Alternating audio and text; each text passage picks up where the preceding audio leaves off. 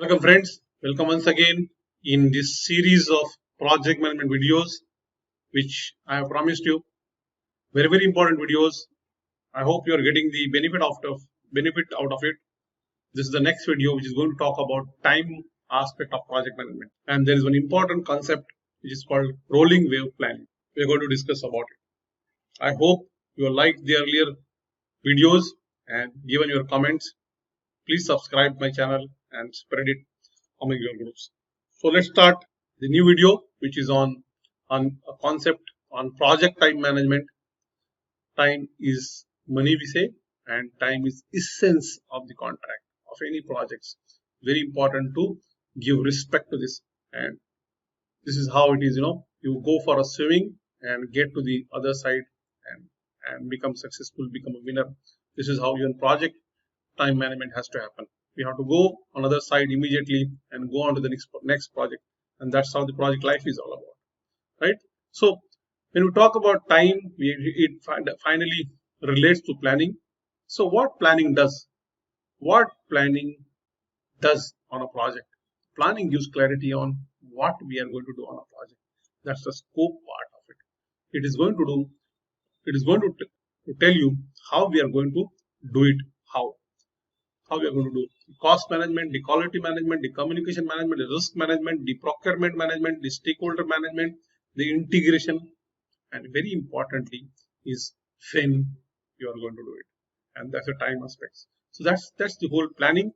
It's not a firefighting. It's not just making bar charts. It's much more beyond that, and we generally restrict it to making the bar charts. So there is this concept of critical path method, right? Everyone knows when you start project, there are activities. The activities which have got zero float, which is on the path called critical path. Any activities which has got zero float will be on the critical path, and this is where project manager has to spend a lot of time, because the other activities or other paths where the floaters are available, you will have some buffer time available here, but here there is no buffer time. If this activity gets delayed, the entire project gets delayed, and that's how important it is, right? So this is, I think, is known to everyone, and this is what I'm going to talk about today. Rolling wave planning. It's the iterative process, and is the process of project planning in waves. As the project proceeds, you get more details, you plan it, and you move forward. This is an approach that is done step by step planning for projects as it unfolds. So you have a project of suppose 10 buildings, out of which you know right now the details of 3 buildings. The other 7 buildings you don't know. So what we do is we plan for the 10 buildings at a macro level, but these 3 buildings for your details are available. The details are known. You do it a detailed plan. And that's how it works, right? So you don't waste time on planning which is not going to, on planning for which details are not available. So if the details are not available, you can't plan. So this actually reduces the time required to develop a schedule and budget plan for future works. So if you don't have necessary information, you do only macro planning. If you have necessary information, do a proper planning. As I said, a simple example I just gave you, it is also there in front of you. The project have got 8 months, and if you have available information for first 3 months, you plan them in detailed manner and just have a view of balance 5 months, but you plan them whenever the details are available in detail. So this is the rolling wave planning concept. I hope you understand it. It is getting very popular now, and this is a perfect example, I would say, to show you. Now if you want to go on a project of swimming, right, and if you have made decision to go inside a deep, in certain, suppose a kilometer inside, right, when you go for a swimming, you will always encounter waves, right, multiple waves. Now when you are planning to go for swimming, you will have the vision of going to that kilometer inside, and you will have visions of so many waves which will come and hit you, right?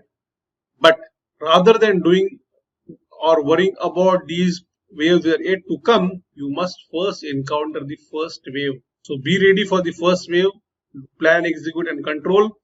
Learn from it, go ahead and then be ready for the next wave, execute, be ready for the third wave, execute, and that's how you move. And that is why it is called rolling wave planning. I hope it is giving sense, right? So this is the whole idea of calling this as a rolling wave planning. So just to give an example, if you have the 4 phases, what I do, I am not aware about total projects, so I will do a macro high level, not detailed planning, but I will do these plannings, the short term or mid or stage wise planning for weekly, or we can call detailed planning. So this is how the milestones are like this of scope. This is the time available. What you do for the first milestone, I start planning before because I have details available. Similarly, for the next milestone, I start early so that I am ready to execute. And this is how the projects are done. So this is one of the concepts which I wanted to tell you. Please follow me on YouTube. That is called Ajaz Kazi, AJAZ, LinkedIn, Facebook, and ajazkazi.com.